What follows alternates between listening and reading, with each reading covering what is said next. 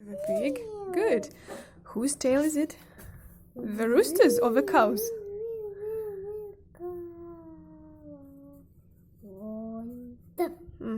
And this tail is? Whose tail is it? The hen's. Or the rooster's. Yes. Finished.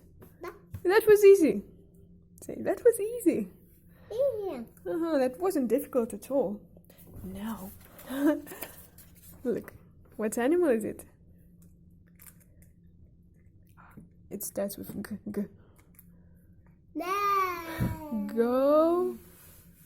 Go. Goat.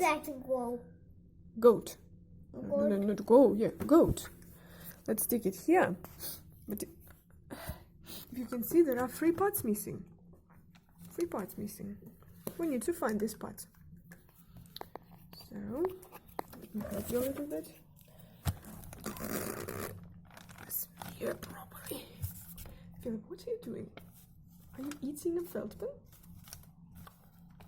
Is it yummy? Wait.